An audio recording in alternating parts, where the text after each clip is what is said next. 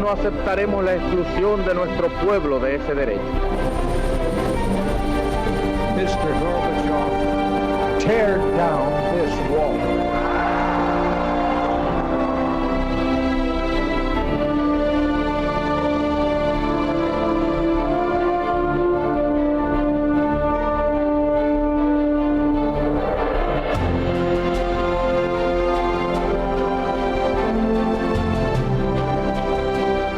Muy buenas noches, señoras, caballeros, bienvenidos a Tiempos Modernos. Con toda seguridad usted ha oído hablar del genocidio español en América, ese genocidio que nunca existió, menos hoy, que parece que existió continuamente. Bueno, una de las fuentes fundamentales que justifican eso es la obra de un español, Fray Bartolomé de las Casas, un personaje discutidísimo, justiciero para unos, fabulador para otros.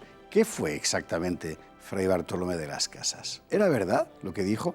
¿Era mentira? ¿Por qué dijo lo que dijo? ¿Y qué fue de su vida? Hoy hablaremos de él, Bartolomé de las Casas. Fray Bartolomé de las Casas es uno de los personajes más polémicos de la historia de España. Sincero justiciero o mitómano fabulador, quizás ambas cosas. Las Casas marchó a América en 1502 como conquistador de la isla de la Española, actual Santo Domingo. Por sus servicios como soldado recibió tierras, oro y siervos. Allí, en la Española, los misioneros pidieron desde 1511 un trato más justo para los nativos. Bartolomé en aquel momento era de los que se oponían a estas reivindicaciones. En 1512 se ordenó sacerdote y emigró a Cuba, donde va a ser el único clérigo de la isla. Recibió un repartimiento de indios que empleó para sacar oro de las minas y para el trabajo en granja. Pero 2 años después se plantea de golpe que el trato que estaba dando a los indios era injusto. Reúne a las autoridades y les dirige un inflamado discurso donde renuncia a sus siervos y a su hacienda y afirma que nadie se salvará si no siguen su ejemplo. ¿Qué le ha pasado a Fray Bartolomé? Imposible saberlo. A partir de ese momento, todos sus escritos explotarán la misma idea. Todo español es demoníaco, todo nativo es víctima injusta del español. Enseguida viaja a la corte, a Castilla. Presenta una larga relación de crueldades cometidas contra los nativos, probablemente exagerada hasta la saciedad, y pide el título de protector de los indios. Las denuncias de Fray Bartolomé harán mucho ruido, pero hay que decir que aunque posiblemente tengan un fondo de realidad, son completamente inventadas. De hecho, en sus escritos cambia 3 veces la cifra de supuestas víctimas y las engorda tanto que son imposibles.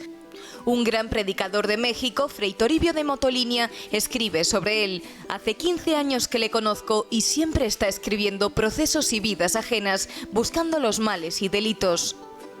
En 1520 se le permitió intentar la colonización de la tierra continental americana, pero fracasó. Curiosamente, Fray Bartolomé nunca criticó la violencia de los indígenas. Calla sobre los sacrificios humanos, por ejemplo.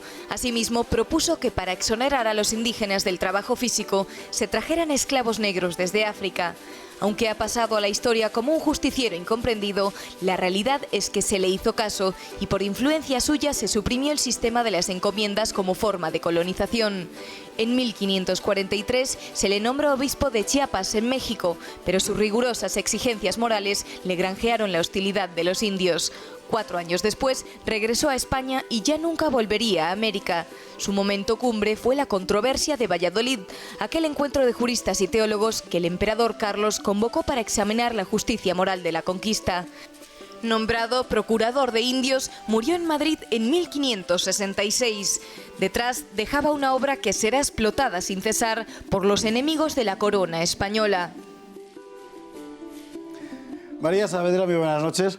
Bueno, si alguien puede hablar con plena objetividad y conocimiento de Bartolomé de las Casas y con más cariño del que yo le dispensaría, es María Saavedra, precisamente. Personaje polémico donde los haya. No sé si con más autoridad, pero quizás autoridad sí. Seguro, y con cariño también. Con cierto cariño sí, porque yo pienso en un Bartolomé de las Casas hablando hoy y creo que todos estaríamos de acuerdo con lo que dice.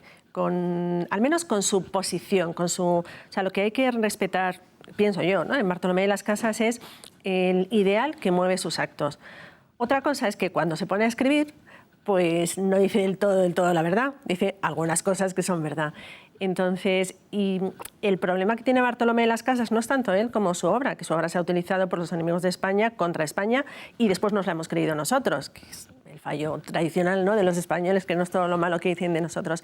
Pero las casas yo creo que hay que respetarlo como una persona con buena intención. Es un converso, y eso aparece en el vídeo que acabamos de ver. Es un converso porque él tuvo indios encomendados, y efectivamente sacaba oro de los ríos en la isla de Cuba, que era donde estuvo como encomendero, y de repente, posiblemente porque le llegaron ecos de los sermones de los dominicos de la Española, decidió que aquello no podía ser. Entonces, que él renunciaba a sus indios encomendados, pidió al gobernador de Cuba que no se los entregara a nadie, que les diera libertad, y a partir de ahí tiene esa pasión del converso. Yo lo he hecho mal y no puedo consentir, de alguna manera quiere limpiar su alma, ¿no? Y entonces se dedica a esa campaña gigantesca en defensa de los indios. Hay aquí dos elementos que tú conoces muy bien y que me parece que es muy importante subrayar. Uno, nunca fue un marginado ni un disidente, es decir, en general se le hizo mucho caso siempre a todo lo que dijo aquí en La Corona, y esto es una cosa que hay que subrayar. Y dos, escribió por encargo del poder. Exactamente, a mí eso me parece una de las, pues como tantos aspectos de nuestra historia de España tan interesantes, ¿no? Recién convertido, Bartolomé de las Casas, recién acaba de renunciar a sus encomendados, a sus indios encomendados, viene a España y no se reúne con cualquiera. O sea, a través de Fray Diego de Eza, se reúne con el rey Fernando, que está en el lecho de muerte. De hecho, hay un historiador, un cronista, que nos cuenta que Las Casas venía con esa pasión a contarle los horrores que él había visto en Cuba, sobre todo porque había visto una matanza de españoles, una matanza que Pánfilo de Narváez no había hecho nada y se había matado a muchos indios, y efectivamente estaba como muy en estado de shock por aquello. Y entonces le empieza a contar a Fernando el Católico, y el cronista nos cuenta, y el rey se adormiló mientras Las Casas hablaba y hablaba y hablaba, ¿no?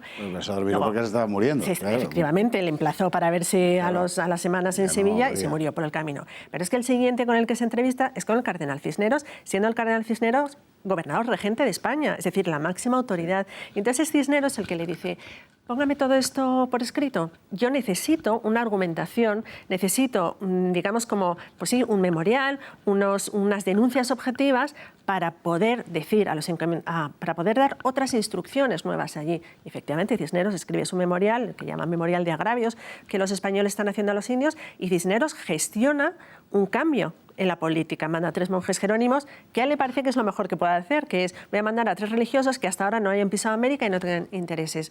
¿Qué sucede? Que los 3 monjes jerónimos no saben por dónde les da el aire, no saben muy bien cómo gestionar aquello, ¿no? Y luego en las siguientes entrevistas son con Carlos I, es decir, el marginado, esa voz que clama en el desierto a la que nadie escuchaba, este pobre hombre que... Bueno, nadie actuó contra Las Casas, no solo, sino, como tú dices, le piden que escriba memoriales para que el Consejo de Indias pueda elaborar una serie de instrucciones, como fueron las leyes nuevas, ¿no?, del 42, que acabarán con las encomiendas. Exacto, es decir, hay desde 1512, bueno, antes en realidad, una sucesión de legislaciones específicamente pensadas para proteger a los indios, cosa que, por cierto, ningún imperio hace. Las de Burgos, etcétera, y la de 1542, que es la de las encomiendas, la que la suprime, que es una auténtica guerra civil lo que causa en América, porque era una barbaridad aquello de quitarle a los conquistadores el derecho a las encomiendas, y que se hace porque Las Casas insiste. De hecho, siendo fieles a la verdad, ahí la corona luego dio un paso atrás. Sí. O sea, quitó las encomiendas y fue tal la que se armó que efectivamente aquello peligraba hasta la propia integridad de la monarquía española, ¿no? Hay que recordar quizá que las encomiendas eran un sistema, bueno, heredado en realidad de la época de la Reconquista, en la que al conquistador se le otorgaba en propiedad una tierra, pues se le encomendaba una tierra con unos indios para que los cuidara. Indios libres. Indios libres, que tenían que ser libres. Y esto lo dice Isabel desde el primer momento. Por eso Las Casas es un continuador, o es la voz amplificada de lo que Isabel quiso que se hiciera en las Indias, de lo que después quiere Fernando, de lo que quiere Carlos. Y hay un personaje que es clave para entender a Bartolomé de las Casas, que es Fray Pedro de Córdoba. Fray Pedro de Córdoba, que fue prior de los dominicos en la Española, es el que realmente inicia el movimiento a favor de los indígenas. Y él murió relativamente pronto, y de alguna manera Las Casas le ha robado su protagonismo.